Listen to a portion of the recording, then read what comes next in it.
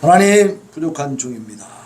거룩하고 위대하신 하나님의 말씀 감히 붙들고 설 자격이 없지만 하나님께서 명령하심에 종은 섭니다. 아버지여, 부족한 종을 감추어 주시옵시고 하나님의 능력의 말씀이 성령의 강력한 감화 감동을 통하여 친히 말씀하심으로 말미암아 이 말씀으로 우리의 영혼이 살아나게 하시고 아버지 하나님이여, 어둠 가운데서 빛으로 나오게 하시고 진정한 깨달음이 있게 하여 주시옵시고 이제 아버지 하나님이여, 이 말씀을 통해서 새로운 소망과 아버지 비전을 갖게 하시고 하나님이여, 우리의 심령 가운데 아픈 상처들이 다 치유되고 회복되어지는 놀라운 역사가 일어나게 하시며 우리의 질병마저도 다 떠나가는 귀한 능력의 시간이 될 수 있도록 하나님 함께하여 주시옵소서. 예수님의 이름으로 기도하옵나이다. 아멘. 샬롬. 엎드려 좌우로 인사합니다. 샬롬. 반갑습니다. 예.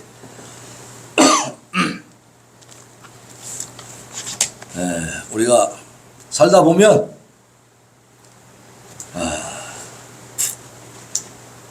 좋은 일도 있고 기쁜 일도 있고 즐거운 일도 있어요.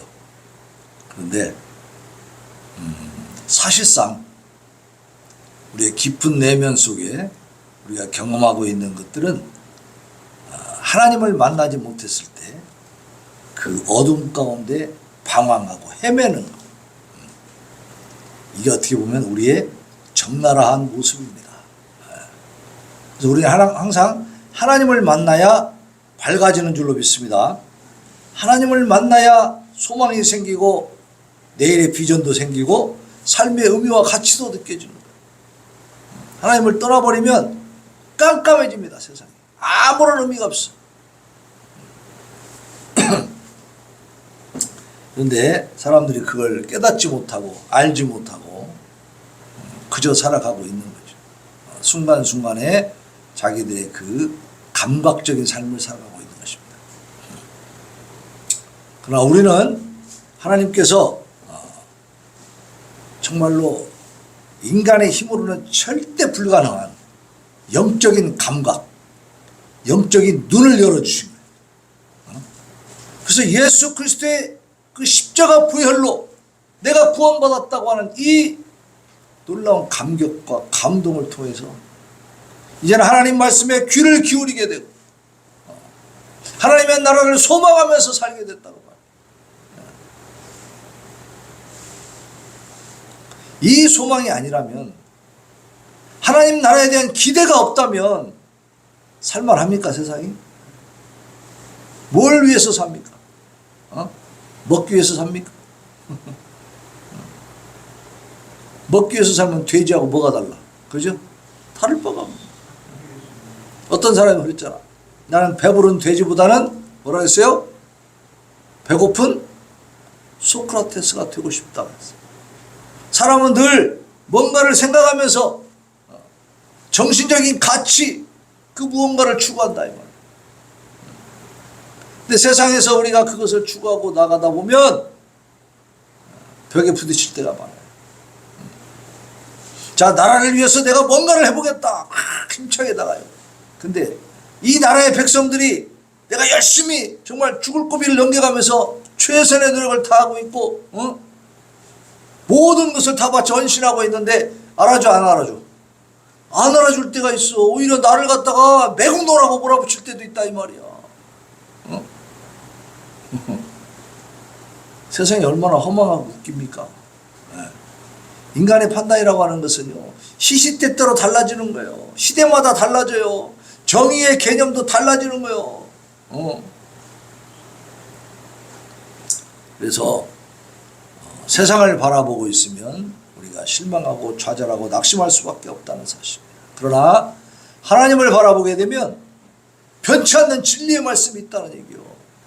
그러니까 내가 어떤 일을 하고 어떤 상황 속에 처해 있더라도 하나님의 진리의 말씀을 추구하면서 거기에 나의 목적을 두고 거기에 나의 소망을 두고 그리고 살아가면 그 삶의 과정 속에서 조금씩 실패하는 것도 있고 좌절할 수 있는 일도 생기고 여러 가지 어려움들이 닥친다 할지라도 이겨낼 수 있을까요? 없을까요? 이겨낼 수가 있다고 말이에요. 이겨낼 수가 있어. 왜? 내가 원하고 바라고 내가 추구하는 것이 이 세상의 것이 전부가 아니기 때문에, 그죠? 하나님 나라이기 때문에 하나님 뜻에 합당했는지 아니면 빗나갔는지 이것만 점검하면 되는 줄로 믿습니다. 여러분들이 살아가면서 어렵고 힘든 일이 생길 때마다 내가 하나님 앞에 바로 서 있는가? 그것을 점검하시고, 그래서 내가 하나님 앞에 바로 서 있는데 어려움을 당하고 있다라고 한다면 그것은 내가 억울하게 당하고 있는 거죠. 그때는 자책할 필요가 없는 거예요. 하나님 앞에 감사하면서 그 고난과 시련을 뚫고 나가시기를 바랍니다. 그랬을 때 하나님이 기뻐하십니다. 세상에 하나님 살아계심을 증명하게 되는 거예요. 우리의 삶 자체가 하나님이 살아계심을 보여주는 삶이 된다고 말이에요. 자, 얼마 전에도 참 어려운 충격적인 일을 당했지만 우리가 인생을 살다 보면 특히 저는 그래요. 이렇게 목회하다 보니까 참 기대치에 못 미치는 경우가 너무나 많아요. 계속 반복되는 그 악순환, 이 악순환의 고리를 끊지 못해가지고 계속 그렇게 주저앉는 그런 모습들을 보게 됩니다.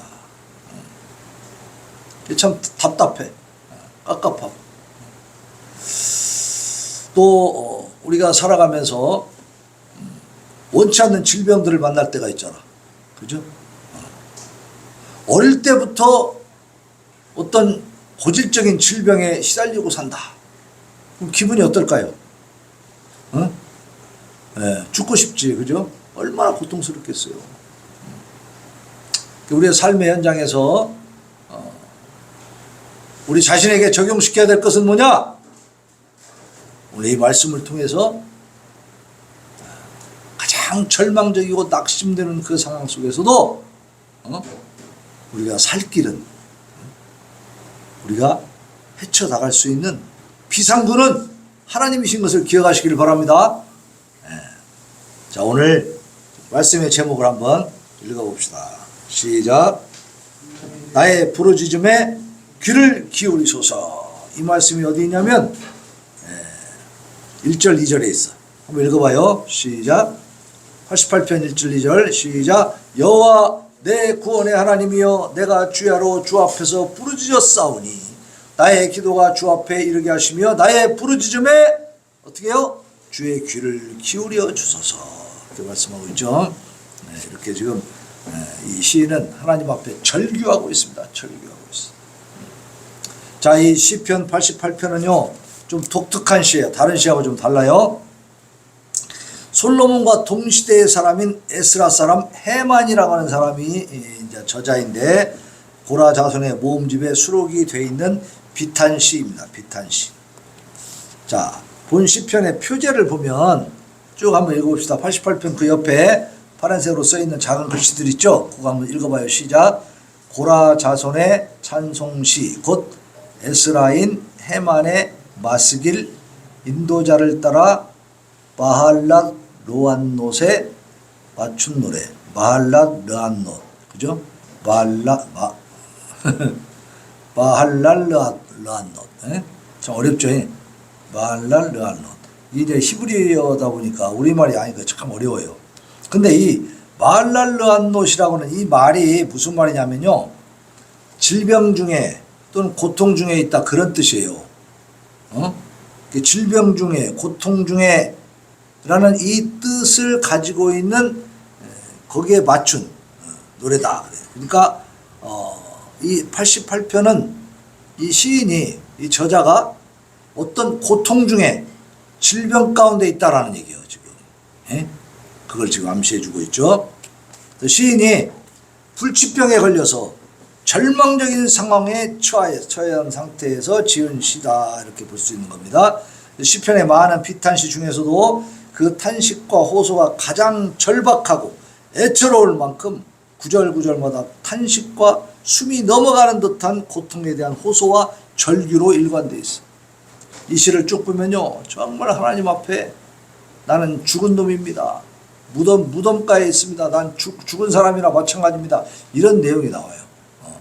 너무너무 힘든 거지. 살아있다는 자체가 그냥 고통인 거예요. 그리고요, 또 한 가지 특징이 뭐냐면, 일반적으로 성경의 비탄시들은 비탄을 하다가 비관하고 고통을 호소하다가 또 하나님이 반드시 구원해 줄 것에 대한 감사 찬양이 또 나와요. 그 선취적 신앙이라고 그래.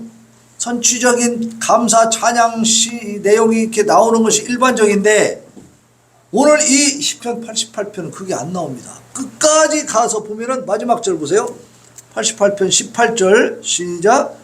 주는 내게서 사랑하는 자와 친구를 멀리 떠나게 하시며 내가 아는 자를 흑암에 두셨나이다. 그렇죠. 그러니까 결국 절망으로 끝나요. 절규로 끝나. 그냥 모든 것을 다 내한테 다 하나님이 다 뺏어가셨습니다. 나는 아무것도 없습니다. 그걸로 끝나버려요. 네. 자, 그렇다면 이 시는 하나님을 원망하는 시일까요? 네, 하나님 앞에 불평하는 시입니까? 그렇게 보이죠. 그렇게 보여. 근데요, 가만히 생각해 보세요.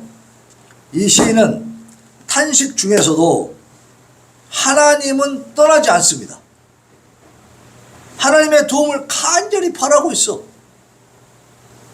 자, 그래서 이런 절규는 고난받는 영혼의 불평이라고 보기보다는 오히려 하나님의 도우심이 속히 임하기를 바라는 시인의 간절한 심정이 표현되어 있다라고 볼 수 있다. 자, 이 내용을 좀 살펴보면은 첫 번째 1절과 2절에서 방금 읽어봤죠? 구원의 호소에 대한 응답을 간구하고 있죠. 여호와 내 구원의 하나님이여, 내가 주야로 주 앞에서 부르짖어 싸우니 나의 기도가 주 앞에 이르게 하시며 나의 부르짖음에 주의 귀를 기울여 주소서. 내 기도를 들어주시옵소서. 극심한 고난으로 인한 고통 중에 처한 이 시인이 구원을 호소하는 그런 간구에 대해 응답해 주십시오. 귀를 기울여 주십시오. 이걸 간절히 요청하고 있는 거예요. 마태복음 7장 10절로 12절에 보면 구하라 그리하면 너희에게 주실 것이요, 찾으라 그리하면 찾아낼 것이요, 문을 두드리라 그리하면 너희에게 열릴 것이니 구하는 이마다 받을 것이요, 찾는 이는 찾아낼 것이요, 두드리는 이에게는 열릴 것이니라. 너희 중에 누가 아들이 떡을 달라 하는데 돌을 주며 생선을 달라 하는데 뱀을 줄 사람이 있겠느냐? 너희가 악한 자라도 좋은 것으로 자식에게 줄 줄 알거든 하물며 하늘에 계신 너희 아버지께서 구하는 자에게 좋은 것으로 주시지 않겠느냐 그랬어. 그러니까 하나님께 구하라는 거예요? 구하지 말라는 거예요? 구하고 찾고 두드리라는 거예요. 그러면 하늘에 계신 하나님께서 좋은 것으로 주시지 않겠느냐? 우리 인간의 아버지는 좋은 아버지도 있지만 또 나쁜 아버지도 있어. 그 아버지는 기분 좋을 때는 좋은데 기분 나쁠 때는 또 굉장히 나쁜 아버지가 될 수도 있는, 그게 아버지죠. 인간은 그래서 선할 수 없는 존재야.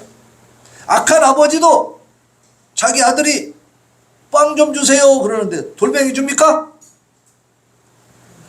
나 물고기 먹고 싶어요 그러니까 뱀 갖다 줍니까? 안 그러잖아. 육신의 아버지도 그렇게 하는데 하늘에 계신 우리 아버지가 좋은 걸로 주시는 게 당연한 거죠. 하나님 믿고 구하라 그 말입니다. 기도하라는 거예요.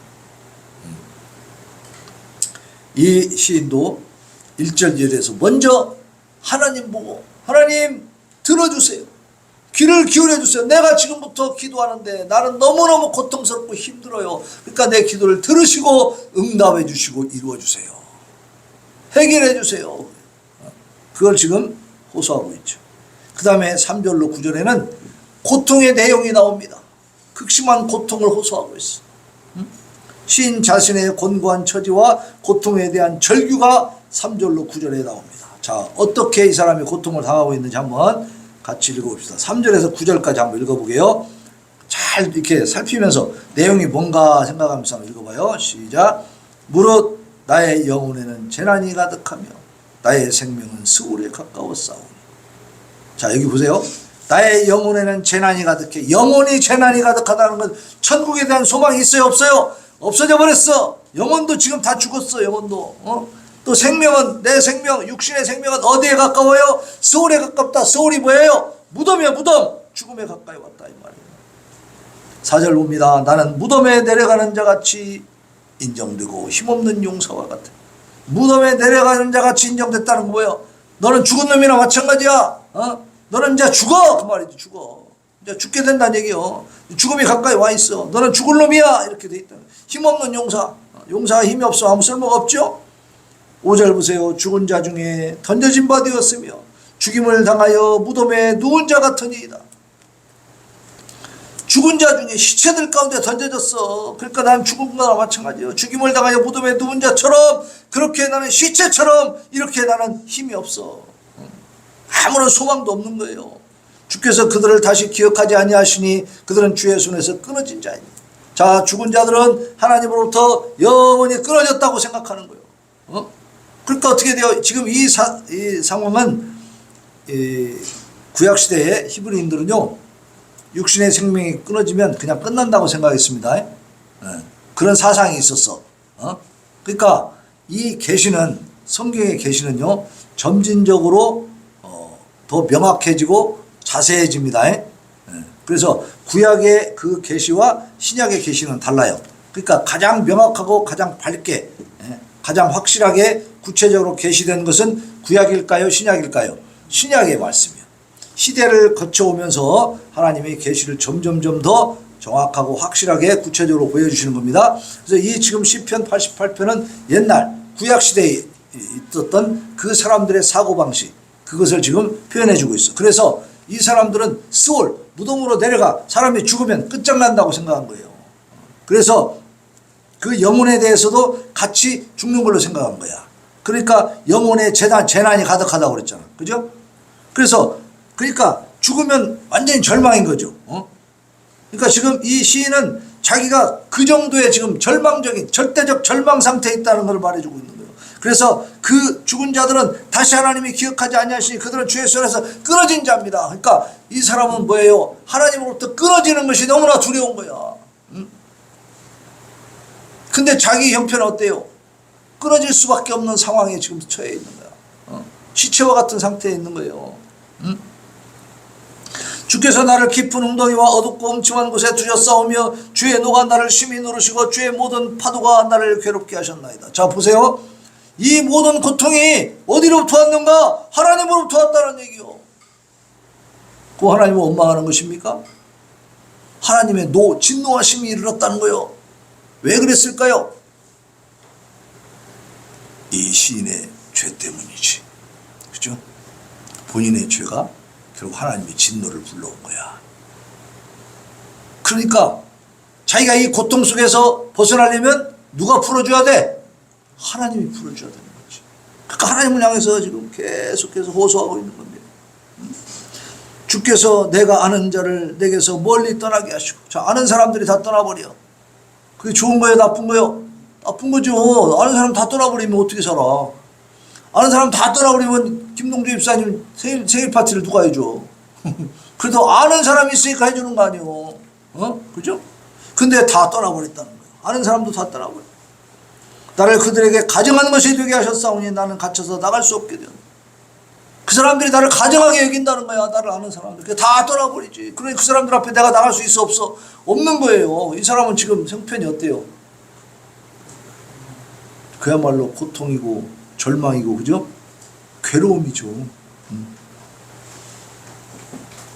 그래서 나갈 수 없다는 거예요. 갇혀서 나갈 수 없어. 그 정도가 된 거예요. 완전 이제는 자기 스스로 폐쇄할 수밖에 없어. 다른 사람 만날 수도 없는 상황이 돼버린 겁니다. 곤란으로 말미암아 내 눈이 쇠하였나이다. 그러니까 이런 고통을 당하면 눈물이 날까 안 날까? 엄청 눈물이 나고 막 피눈물이 흘러나오죠. 그러다 보니까 눈이 어떻게 됐어? 눈이 쇠하였나? 눈이 짓물러갖고 보이지도 않아. 여호와여 내가 매일 주를 부르며 주를 향하여 나의 두 손을 들었나이다. 자, 이런 고통 가운데에서도 이 고통의 원인이 어디 있느냐? 나의 죄악 때문이라는 거예요.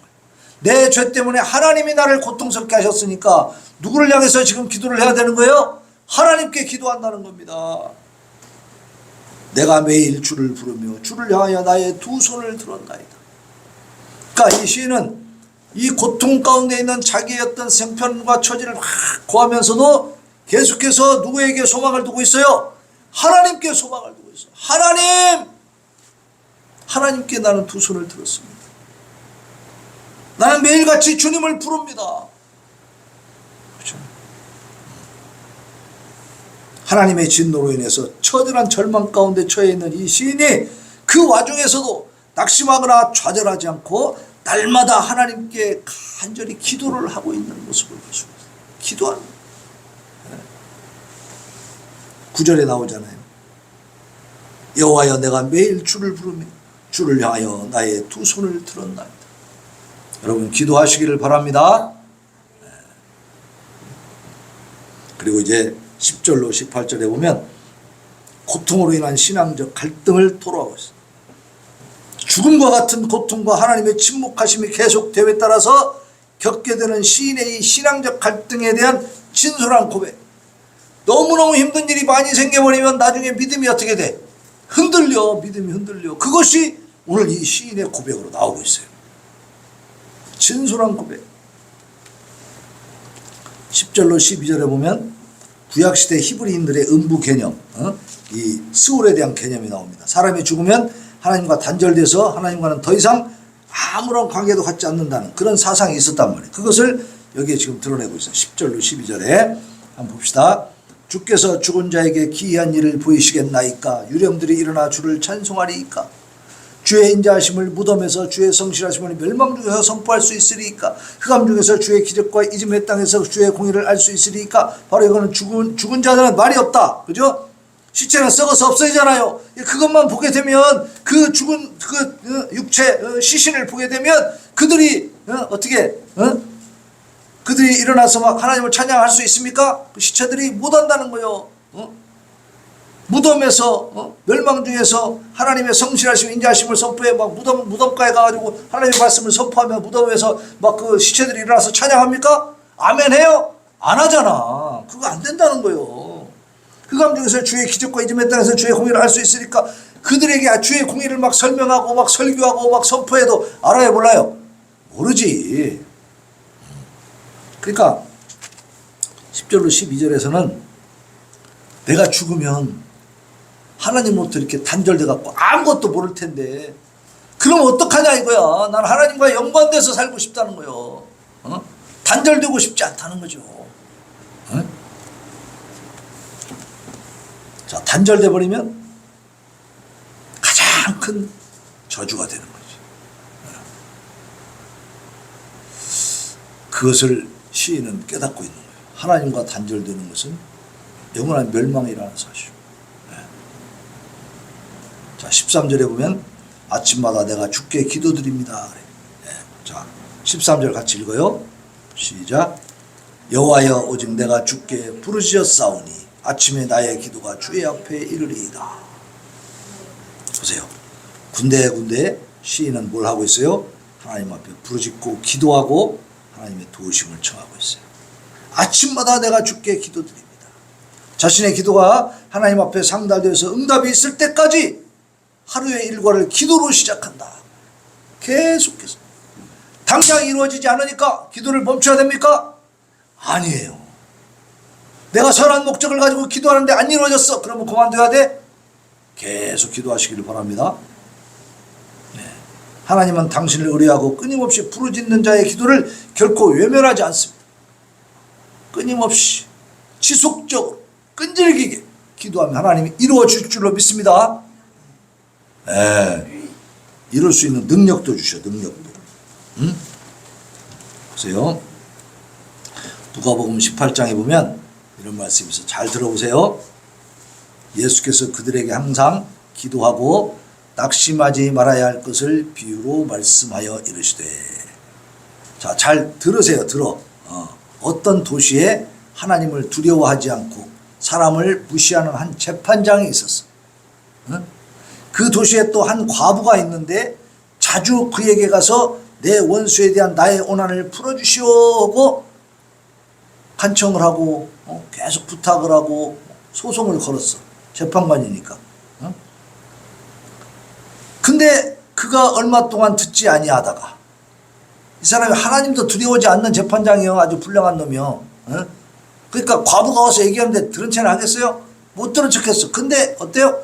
계속 와서 그렇게 귀찮게 하니까 속으로 생각한 거야. 내가 하나님을 두려워하지 않고 사람을 무시하지만 이 과부가 나를 번거롭게 하니 그 원한을 풀어줘야 되겠다. 귀찮아 죽겠다는 거예요. 맨날 와서 떠드니까. 그래서 그렇지 않으면 늘 와서 나를 괴롭게 하리라 하였느니라. 그러면서 주께서 또 이르시되 불의한 재판장이 말한 것을 들으라.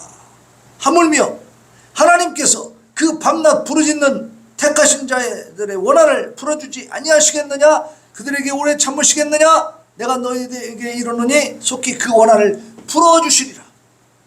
그러나 인자가 올 때 세상에서 믿음을 보게 하리라. 이 마지막 말씀이 참 심각한 말씀입니다. 마지막 때가 되면 사람들이 기도 안 한다는 거예요. 하나님이 들어주겠어? 안 들어줘. 하나님이 어떻게 해? 이거는 하나님이 와도 안 돼.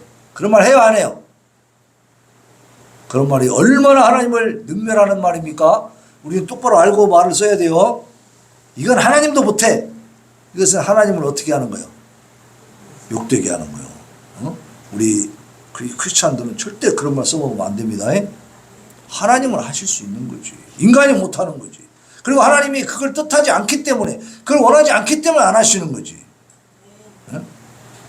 한 3년 전에 러시아가 우크라이나 막 쳐들어갔을 때 왜 그 푸틴 그 악한 놈을 그냥 놔두냐고 우리가 성토했는데, 하나님 살아계시다면 어떻게 그럴 수가 있나 했는데, 물론 지금 많은 비극이 일어나고 있긴 하지만 현재 상황은요, 우크라이나가 러시아를 막 이기고 있어.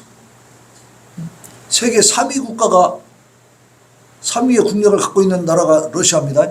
우크라이나는 저 밑에 보이지도 않는 나라예요. 이 경제력으로나 군사력으로 러시아의 게임이 안 됩니다. 그런데 우크라이나가 이기고 있네. 지금 푸틴이 굉장히 곤란한 상황에 처했어요. 국내에서도 반대에 부딪히고 국제적으로는 완전히 고립된 상태가 되어버렸죠. 그리고 우크라이나는 더 승승장구. 작은 자를 들어 큰 자를 부끄럽게 하시는 하나님의 역사가 일어나고 있는 거예요. 하나님의 역사는 우리가 함부로 판단할 수 없지만, 예단할 수 없지만, 시간이 가면서 보면 하나님의 기쁜 뜻을 이해하게 될 줄로 믿습니다. 그러니까 예수님도 말씀하신 거야. 너희가 기도하다가 멈추지 마라. 포기하지 마라. 너희가 선한 뜻으로 하나님의 뜻에 합당한 기도를 하게 된다면 그것은 어떻게 해라? 중단 없이 계속하라. 소망을 가지라는 거예요.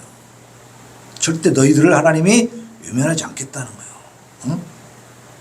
하물며 하나님께서 그 밤낮 부르짖는 백성 택한 자들의 그 원한을 풀어주지 아니하시겠느냐? 그들에게 오래 참으시겠느냐? 내가 너희에게 이르노니 속히 그 원한을 풀어주시리라. 분명히 하나님은 풀어주실 준비가 돼 주신 분. 다 되어 있어. 응답해 줄 준비가 되어 있는데 뭐가 문제예요? 인자가 올 때에 세상에서 믿음을 보겠느냐. 누가복음 18장 8절에 있는 말씀. 그러나 인자가 올 때 세상에서 믿음을 보겠느냐. 예수님 올 때가 가까이 오니까 사람들이 하나님 앞에 기도해야 하네. 기도 안 하는 자들이 더 많아지고 하나님을 대적하는 자들이 더 많아지더라 이 말이에요. 하나님을 무시하는 자들이 더 많아지고 지금 현 상황이 그렇습니다. 하나님을 무시하고 능멸한다고 해서 하나님의 이 구속사의 역사가 단절됩니까? 종말이 온다는, 주님이 다시 재림하여 심판하신다는 이 예언이 없어집니까? 아니에요. 반드시 이루어지는 걸 믿으시기 바랍니다. 자, 14절에 보면 시인의 탄식과 절규의 절정이 일어나고 있어요. 절정. 자, 시편 88편 14절 보겠습니다. 14절 같이 한번 읽어봅시다. 자, 시작. 여호와여 어찌하여 나의 영혼을 버리시며 어찌하여 주의 얼굴을 내게서 숨기시나이까. 하나님 앞에 지금 뭐 얘기하는 거예요? 하나님 왜 나를 버리십니까? 왜 내 기도를 듣지 않으시고 숨어버리십니까? 우리의 심정이잖아. 내 원대로 이 고통 가운데서 좀 벗어나고 싶은데 그게 해결이 안 될 때 하나님 앞에 이렇게 생각할 수 있잖아요. 하나님 왜 내 기도를 듣지 않으십니까? 왜 나한테서 숨으십니까? 왜 나를 버리십니까? 그래서 우리는 이 기도를 해야 돼요. 하나님 나를 버리지 마시옵소서. 하나님이 대한민국을 버리지 마시옵소서. 기도하시길 바랍니다. 하나님이 버리면 끝장나는 거예요. 하나님께서 그 영혼을 버리시는 것보다 더 두려운 일은 없습니다. 이걸 아는 시인은 이러한 절망적 탄식 속에서 자기의 그 간절한 구원의 간구를 담아내고 있는 거예요. 그러니까 시인은 지금 어떤 생각까지 하고 있냐면 하나님 나를 버렸나 보다. 이런 생각까지. 우리도 너무 힘들면 어때요? 하나님이 나를 버리셨나 보다. 그치? 네. 하나님이 내 기도를 안 들으시는가 보다. 하나님 내가 기도하는데 하나님 딴 데 숨어버리셨는가 보다. 이렇게 생각할 수 있잖아요. 이게 지금 신앙이 흔들리고 있는 거예요. 그리고 15절로 18절에 봅니다. 같이 읽어봅시다. 내가 어릴 적부터 고난을 당하여 죽게 되었사오며 주께서 두렵게 하실 때에 당황하였나이다. 주의 신노가 내게 넘치고 주의 두려움이 나를 끊었나이다. 이런 일이 물같이 종일 나를 애우며 함께 나를 둘러쌌나이다. 주는 내게서 사랑하는 자와 친구를 멀리 떠나게 하시며 내가 아는 자를 흑암에 두셨나이다. 내가 아는 자들이 다 어둠 가운데 있으니 뭐 만날 수도 없잖아. 하나님이 나를 이렇게 만드셨습니다. 절규예요, 절규. 어릴 때부터 아주 오랫동안 병고에 시달려왔다는 것을 여기서 암시하고 있습니다. 어릴 적부터 고난을 당하여 죽게 됐다고 했잖아. 이게 그냥 고질병, 불치병이 어릴 때부터 걸려가지고 그 고통 가운데 살고 있는 거죠. 그러다 보니까 사람들이 다 떠나는 거예요. 하나님의 진노로 인해서 자신이 매우 비참하고 처절한 그런 위치에 놓여 있음을 강조하고 있습니다. 그러니까 이 시인은 지금 이 내용을 쭉 보니까 어때? 불쌍해요? 괜찮아요? 불쌍하기 짝이 없지. 살맛이 안 나지, 이 사람은. 그죠? 딱 한 가지 길밖에 안 남았죠? 뭐예요? 자살. 죽어버리고 싶은 거지. 이런 상황에서 어떻게 살아? 자, 본시를 통해서 우리는 정령 사망에 처한 고통 속에서도 하나님을 끝까지 신뢰하는 신앙인의 모습을 볼 수가 있어요. 이 사람은 고통 가운데서도 하나님 앞에 구하고 있죠. 하나님의 도우심을 구하고 있죠. 하나님 앞에 기도하고 하나님 앞에 토로하고 하나님 앞에 사정하고, 그죠? 하나님 앞에 자신의 고통을 지금 호소하고 있잖아. 이것은 오늘날 인생의 거친 파도를 헤치면서 하나님 나라를 향해 항행하는 우리 성도들, 이 성도들이 항상 견지해야 될 신앙의 자세인 줄로 믿습니다. 우리가 힘들고 어렵더라도, 뜻대로 잘 안 되더라도, 모든 것들이 다 절망적인, 실망되는 그런 상황들이 펼쳐있다 할지라도 그 상황 속에서도 하나님께 기도하시기를 바랍니다. 거짓된 기도하지 않아도 돼요. 위선적으로 안 해도 돼요. 있는 그들의 심정을 다 토로하라, 이 말이에요. 오늘 이 시인도 어때요? 하나님 나의 영혼을 버리지 마세요. 왜 내 기도하는데 하나님 안 들어주시고 자꾸 숨으십니까? 이렇게도 기도하잖아요. 그지? 그러니까 하나님 앞에는 그냥 우리의 심정을 그대로 답답하고 폭폭한 내용들을 하나님 앞에 다 고하시기를 바랍니다. 그러니까 아무리 어렵고 힘든 상황 속에서도 하나님 붙들고 있어야 한다는 거야. 그게 오늘 시인이 가르쳐준 교훈입니다. 네? 생각해봐요. 어릴 때부터 그런 고질병에 걸려가지고 그 질병에 시달렸으니 그 병 때문에 그 자체로만도 자기는 힘든데 주변의 사람들은 다 떠나가고, 그죠? 점점 더 고독하고 외로워지는데 얼마나 힘들겠어요.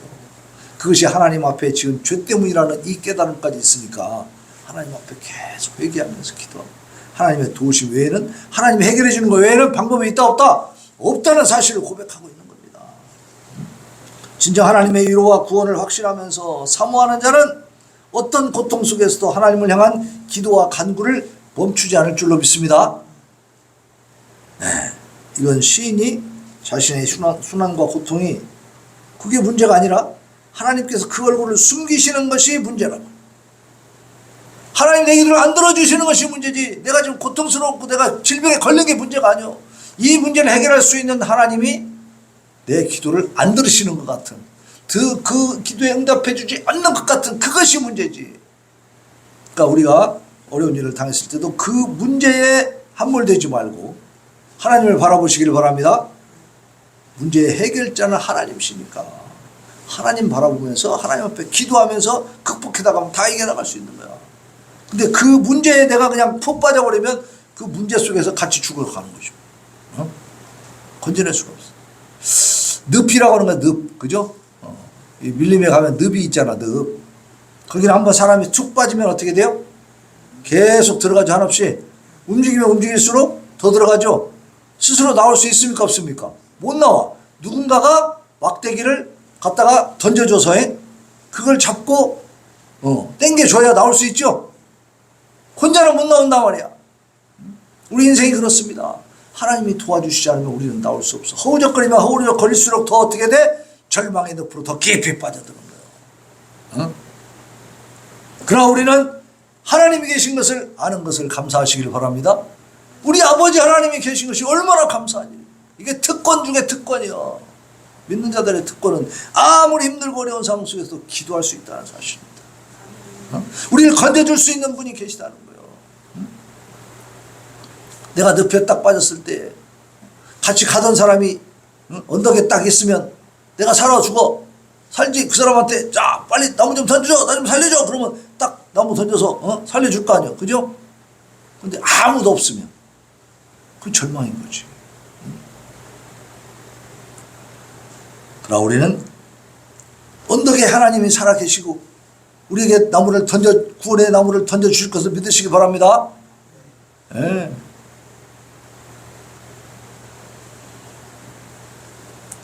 하나님이 그 얼굴을 보이시기를 주야로 기도하고 또 날마다 기도하며 아침마다 기도합니다. 네. 이 시인은 계속해서 하나님 앞에 자기의 어렵고 힘든 형편을 고하지만은 그러면서도 기도한다. 아침마다 기도하고 매일같이 기도하고. 네? 자, 우리 모든 성도들 이 시인과 같이 꾸준히 하나님 바라보면서 소망을 잃지 않고 부르짖어 기도하는 그런 복된 성도들 되시기를 예수님 이름으로 축원합니다. 아멘. 자, 우리 찬송 365장. 마음속에 근심 있는 사람. 뭐 해야 돼요? 근심 있는 사람. 마음속에 근심 있는 사람 뭐 해야 됩니까? 하나님 앞에 기도해야 됩니다. 주 예수 앞에 다 아뢰어라.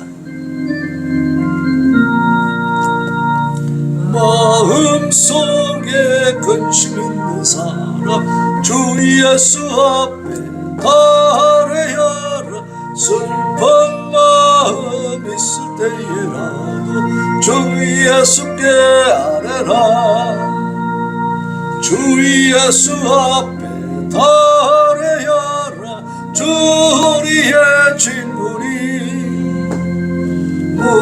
무엇이나 근심하지 말고 주 예수께 아뢰라.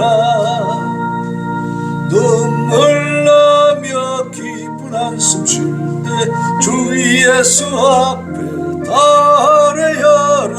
은밀한 죄 내게 있더라도 주 예수께 아뢰라. 주 예수 앞에 다 아뢰어라. 주 우리의 친구니 무엇이나 근심하지 말고 주 예수께 아뢰라. 괴로움과 힘쓸 때에 주 예수 앞에 다 아뢰어라. 내일 일을 주 예수께 아뢰라. 주 예수 앞에 다 아뢰어라. 주 우리의 친구니 무엇이나 근심 근심하지 말고 주 예수께 아뢰라. 죽음 앞에 겁을 내는 자여 주 예수 앞에 다 아뢰어라. 하늘나라 바라보는 자여 주 예수께 아뢰라. 주 예수 앞에 다 아뢰어라. 주 우리의 친구니 무엇이나 근심하지 말고 주 예수께 아뢰라. 아멘. 아멘. 368장.